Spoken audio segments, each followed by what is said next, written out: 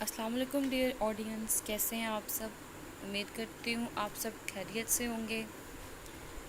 आप सबको मैं वेलकम कहती हूँ इंग्लिश लिटरेचर चैनल के ऊपर। हम लोगों ने इससे पहले एक वीडियो बनाई, वो वीडियो थी एंग्लो सैक्सन पीरियड के ऊपर, जो कि 670 से 1100 तक रफली चला।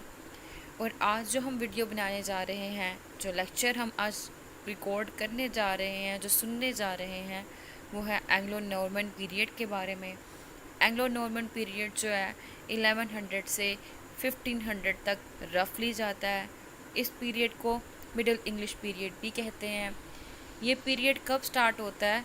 जैसा कि आप जानते हैं कि जब एंग्लो सैक्सन पीरियड एंड हुआ था, तो तब एंग्लो नॉर्मन पीरियड स्टार्ट हो गया था।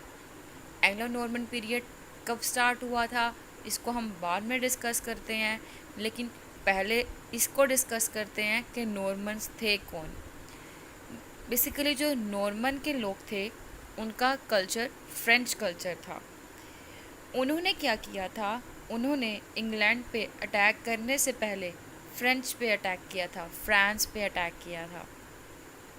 फिर नतीजतन क्या हुआ कि जो फ्रांस के लोग थे, उन्होंने जो अपने नॉर्दर्न लैंड थे, वो सारे के सारे एंग्लो नॉर्मन्स को दे दिए। फिर जब वो एंग्लो नॉर्मन्स को दे दिए, तब क्या हुआ कि जो एंग्लो नॉर्मन्स के रहने वाले थे, उन्होंने फ्रेंच औरतों से शादी कर ली। और उसके बाद उन्होंने जो उनका कल्चर था फ्रेंच का, वो सीख लिया और उन्होंने फ्रेंच की लैंग्वेज को सीख लिया। फिर उसके बाद जब ये एंग्लो सैक्सन में आए, तो अपने साथ ये फ्रेंच कल्चर को लेके आए और एंग्लो सैक्सन में इन्होंने अपने फ्रेंच कल्चर को इस्टेब्लिश कर लिया। और तब क्या हुआ, जो ओल्ड इंग्लिश थी उसको सप्रेस्ड कर दिया गया, एक नई किस्म की इंग्लिश आई। वो जो इंग्लिश थी नई किस्म की, वो फ्रेंच और ओल्ड इंग्लिश को मिलाकर आई और उस इंग्लिश को एंग्लो नॉर्मन इंग्लिश कहते हैं। अब बात करते हैं इस चीज़ की कि एंग्लो नॉर्मन पीरियड कब शुरू हुआ। जैसा कि मैंने पिछली रिकॉर्डिंग में बताया था आपको कि नॉर्मन्स जो थे 7000 सोल्जर्स और 700 शिप्स लेकर समंदर के रास्ते से कहाँ आए थे? एंग्लो सैक्सन की तरफ आए थे। तो उस दौरान उनके साथ जो एंग्लो नॉर्मन्स का किंग था, विलियम द कन्करर, विलियम्स फर्स्ट, वो उनके साथ आया था। और उस टाइम पे एंग्लो सैक्सन का जो किंग था, वो होराल्ड सेकंड था। तब होराल्ड सेकंड और विलियम फर्स्ट के दरमियान में बैटल हुई। उस बैटल का नाम बैटल ऑफ हेस्टिंग्स है, ठीक है। तो वो जो बैटल थी काफ़ी टाइम तक चलती रही और उस बैटल से क्या हुआ, उस बैटल के दौरान होराल्ड सेकंड की डेथ हो गई। और जब होराल्ड सेकंड की डेथ हो गई, वहीं से हमारे पास जो पीरियड स्टार्ट होना शुरू हुआ, वो एंग्लो नॉर्मन का पीरियड माना जाता है। इस पीरियड को अर्ली मिडल एजेस भी कहते हैं, चौसर से पहले वाली एज। चौसर बहुत इम्पोर्टेंट फिगर है through out history of English literature में। इसको हम इन डिटेल्ड आगे जाकर डिस्कस करेंगे। अब बात करते हैं नॉर्मन्स के बारे में कि नॉर्मन्स कैसे थे। नॉर्मन्स बेसिकली बड़े पावरफुल थे, ठीक है। ये नॉर्डमैन थे, ये एक्स्ट्रा ऑर्डनरी पीपल थे, बहुत टैलेंटेड थे। इन्होंने क्या किया था, इन्होंने इंग्लैंड पे अटैक करने से पहले, मैंने आपको जैसा कि बताया, फ्रांस के ऊपर, फ्रांस पे अटैक किया था इन्होंने। और क्या हुआ था, फ्रांस ने विदाउट एनी प्रोटेस्ट, किसी भी एहतजाज के बगैर, इन्होंने अपने जो लैंड्स थे, जो इनके नॉर्थ लैंड थे, इन्होंने वो फ्रेंच के लोग इन्होंने वो नॉर्मन्स को दे दिए। उसके बाद क्या हुआ, जो नॉर्मन्स के लोग थे, उन्होंने फ्रेंच की औरतों से शादी करना शुरू कर दी। बेसिकली ये कौन थे जो नॉर्मन्स के लोग थे? ये बेसिकली समुद्री लुटेरे थे। लेकिन जब ये फ्रांस में आकर रहने लगे, तो ये बड़े ब्रिलियंट पीपल बन गए। इन्होंने अपना बड़ा नॉलेज गेन किया वहाँ पे, ठीक है। इनको वॉर की बड़ी सेंस थी, इनके पास पावर बहुत थी। फिर उसके बाद जब ये एंग्लो सैक्सन में आए तो इन्होंने क्या किया, वहाँ पे सिविलाइजेशन को प्लांटेड कर दिया। ठीक है, तब क्या हुआ, तब वहाँ पर जाके जो ओल्ड इंग्लिश थी उसका डाउनफॉल स्टार्ट हो गया। और क्या हुआ, अटैक होते रहे। अटैक कहाँ पे, एंग्लो सैक्सन पे अटैक होते रहे। किसने किए, एंग्लो नॉर्मन ने किए। और ये जो स्टार्ट हुए अटैक्स, इसके बाद जब कन्कर कर लिया गया और हार्ड सेकंड की डेथ हो गई, तो कहाँ से 1066 से 1200 तक जो लैंग्वेज थी ओल्ड इंग्लिश उसको दफना दिया गया, वो लैंग्वेज ही ख़त्म कर दी गई। तो कहाँ से 1066 से 1200 तक क्या हुआ, जो डाउनफॉल ऑफ ओल्ड इंग्लिश था वो स्टार्ट हो गया। ठीक है, ठीक है। फिर जब ये ओल्ड इंग्लिश लैंग्वेज का डाउनफॉल हो गया, तब क्या हुआ, जो फ्रेंच लैंग्वेज थी वो फ्रेंच लैंग्वेज ऑफिशियल लैंग्वेज बन गई। ऑफिशियल लैंग्वेज यानी कि हर जगह पे ऑफिशियल रैंक पे यूज़ होने वाली लैंग्वेज फ्रेंच लैंग्वेज बन गई। ठीक है, अब क्या हुआ कि ये जो फ्रेंच लैंग्वेज थी, ये वाली ज़ुबान, और वो जो ओल्ड लैंग्वेज थी वो वाली ज़ुबान, इन दोनों को मर्ज कर दिया गया। इन दोनों को मर्ज करके एक नई ज़ुबान हमारे सामने आई। उस ज़ुबान को एंग्लो नॉर्मन का नेम दिया गया। ठीक हो गया।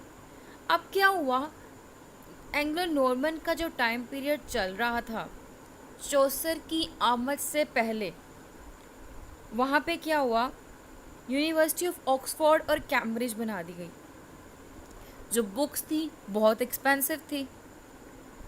लंदन में ना एक हब ऑफ राइटिंग बना दिया गया। तब क्या था, मैन्यूस्क्रिप्ट होती थी, पब्लिशिंग नहीं होती थी।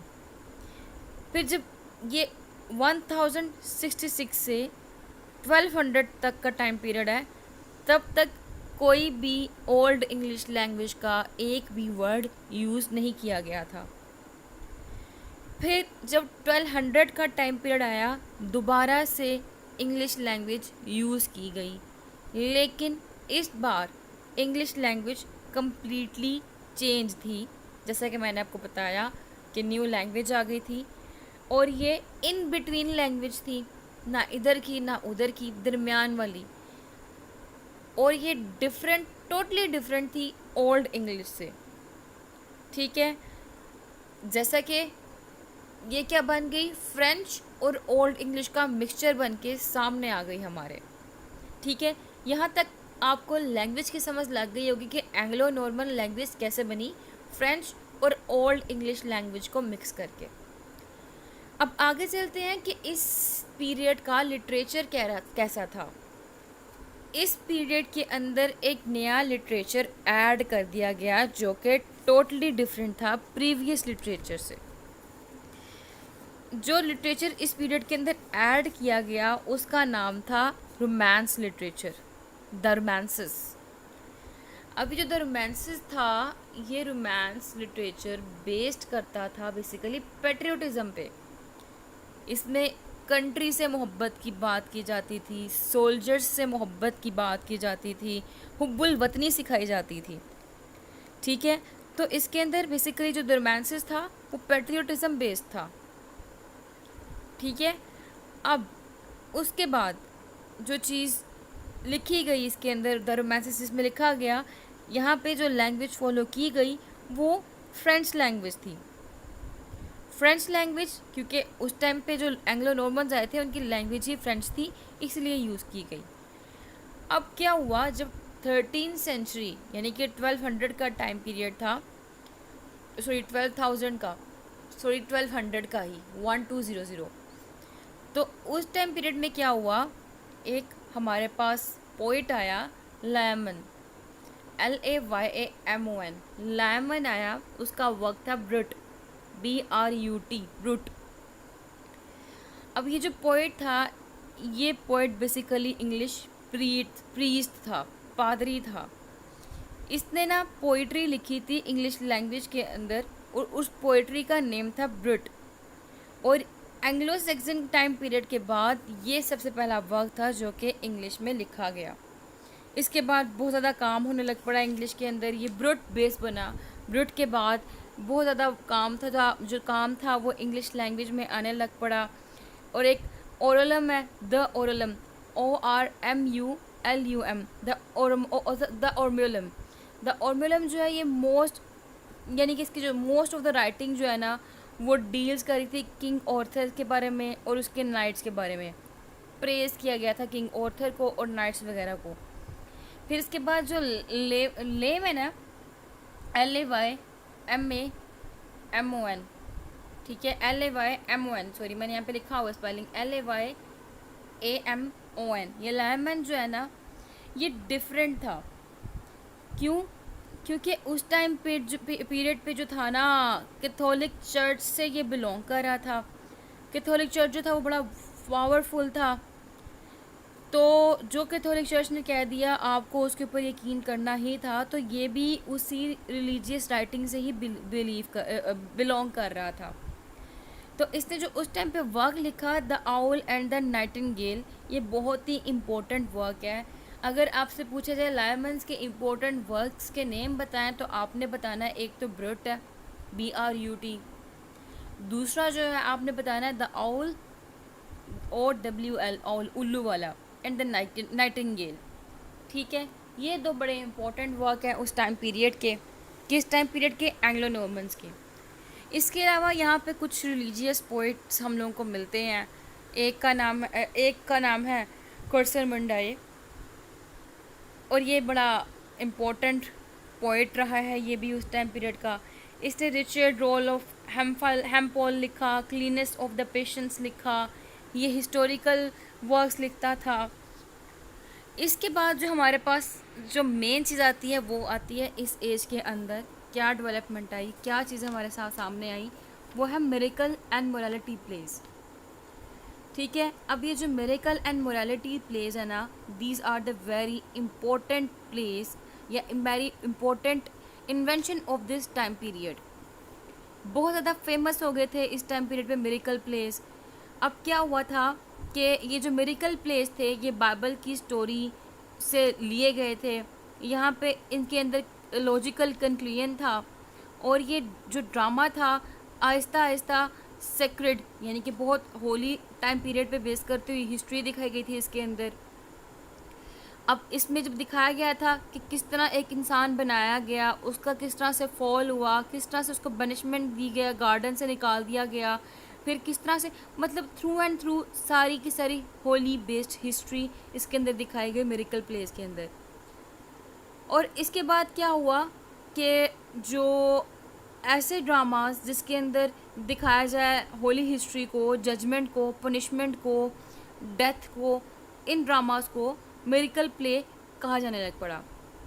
फिर उसके बाद जो है मोरालिटी प्लेस, जिसके अंदर हम लोग को गुड एंड बैड के बारे में बताया जाए, वाइसेस के बारे में बताया जाए, विर्चूज़ के बारे में बताया जाए, ठीक है, राइट एंड रॉन्ग के बारे में बताया जाए, वो वाले प्लेस जो है उनको मोरालिटी प्लेस कहते हैं। ये दो प्लेस जो थे इन्होंने बड़ा उस टाइम पीरियड पे नाम कमाया, उस टाइम पीरियड पे बड़े ये फ्लोरिश्ड हुए, डेवलप्ड हुए, बड़ा इनके ऊपर काम किया गया। फिर इसके बाद हमारे पास इस एज के अंदर कुछ राइटर्स आते हैं। उनके अंदर सबसे पहला जो नाम आता है वो विलियम लैंगलैंड का आता है। विलियम लैंगलैंड जो है ना, इसका सबसे इम्पोर्टेंट पॉइंट, जो इम्पोर्टेंट वर्क है वो है Avian of pierce the Plowman. ये इसका इम्पोर्टेंट वर्क है, ये एक पोइम है, बहुत इम्पोर्टेंट प्लेस है इसकी इंग्लिश लिटरेचर के अंदर। इसके अंदर आर्किक स्टाइल उसने इस्तेमाल किया है, ये सेट्रिकल पीस ऑफ वर्क है, उसने सटायर किया है करप्ट रिलीजियस प्रैक्टिसेस को, और जितने भी एथिकल प्रॉब्लम्स थे उस टाइम पीरियड के इसने उसके ऊपर लाइट फेंकी है, रोशनी डाली है। अब इसके बाद जो है हमारे पास, क्योंकि हमें पता लग गया, मैंने जो बातें बताई हैं आपको कि उससे कि ये जो लैंगलैंड है एक सेट्रिक पोइट है, ठीक है, ये एक सेट्रिक पोइट है। तो इसने बेसिकली क्या किया है, इसने जो पॉलिटिकल एंड सोशल क्वेश्चंस है ना उसके ऊपर सटायर किया है अपनी राइटिंग के अंदर। फ्यूडल सिस्टम जो है ना इसने उसको आइडियलाइज करके उसके बारे में लिखा है। इसके बाद हमारे पास एक और बंदा आता है, उसका नाम है जॉन गोवर। ये 1330 से 1408 तक रहा। ये एक स्टाइलिस्ट था, नैरेटिव पोएट था, ये मोरलिस्ट था। इसने प्रूव किया था कि English might compete the other language as well. No doubt इसका बहुत रोल है, नो डाउट। चौसर जो है उसकी वजह से हमारे पास जो है इंग्लिश लैंग्वेज बहुत ज़्यादा जानी गई। चौसर ही जो है इंग्लिश लैंग्वेज का फाउंडिंग फिगर कहलाता है, लेकिन इसका कंट्रीब्यूशन भी हम लोग इग्नोर नहीं कर सकते, ठीक है, क्योंकि इसने भी बहुत इम्पोर्टेंट रोल प्ले किया है इंग्लिश लैंग्वेज को सामने लाने के लिए, इंग्लिश लैंग्वेज को फर्दर आगे ले जाने के लिए। ये चौसर से इन्फीरियर था, लेकिन इसने अपनी राइटिंग जो है उसके थ्रू प्रूव किया है कि जो इंग्लिश लैंग्वेज है वो दूसरी लैंग्वेज को कम्पीट कर सकती है। इसके बाद जो हमारे पास आता है सबसे इम्पोर्टेंट और मोस्ट इम्पोर्टेंट फिगर इस टाइम पीरियड का, वो है चौसर। चौसर का फुल नाम जॉफरी चौसर है। ये बंदा जो है ना, इसने आकर हिस्ट्री बदल दी। चौसर की आमद से जो पीरियड शुरू होता है उसको मेडिवियल पीरियड कहा जाता है। ये हम लोगों ने आगे पढ़ना है नॉर्मन्स के बाद, लेकिन क्योंकि नॉर्मन के टाइम पीरियड में ही पैदा हो गया था, इसलिए इसको यहाँ से ही स्टार्ट करते होते हैं हमेशा। क्या किया था इसने जो है ना, काइंड ऑफ बहुत ज़्यादा कंट्रीब्यूशन किया इंग्लिश लैंग्वेज के अंदर। इसको फाउंडर ऑफ इंग्लिश पोइट्री भी कहा जाता है और इसको फादर ऑफ इंग्लिश पोइट्री भी कहा जाता है। मोस्ट इम्पॉर्टेंट टॉपिक है, इसको मैं इसके ऊपर एक और वीडियो बनाऊंगी जिसके अंदर मैं आपको डिटेल से बताऊंगी Chaucer as representative figure of his age. Detail से वहाँ पर डिस्कस करूँगी। अभी फ़िलहाल थोड़ा सा इसको पढ़ लेते हैं। ये जो है ना चौसर, इसने ना आर्मी, इंग्लिश आर्मी भी ज्वाइन की थी। ये पेट्रियोटिक था बेसिकली।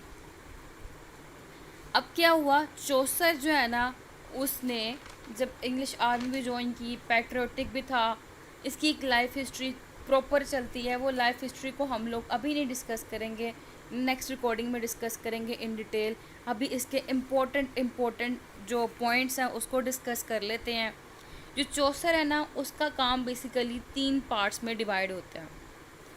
उसका जो काम 3 पार्ट्स में डिवाइड होता है ना, उन पार्ट्स का रिस्पेक्टिवली नेम जो है, पहले पीरियड का इमिटेटेड फ्रेंच मॉडल्स, जो कि इसने फ्रेंच जो मॉडल्स थे वहाँ से इमिटेशन की और उसको उसने लिखा। सेकंड पीरियड जो था उसके ऊपर इन्फ्लुएंस ऑफ इटालियन लिटरेचर, कि इटालियन लिटरेचर था उसका, इसके ऊपर क्या इन्फ्लुएंस हुआ और इसने उससे क्या लिखा। और जो थर्ड पीरियड है ना उसको कहते हैं, कहा जाता है इंग्लिश पीरियड, ठीक है, कि उसके अंदर इसने क्या लिखा।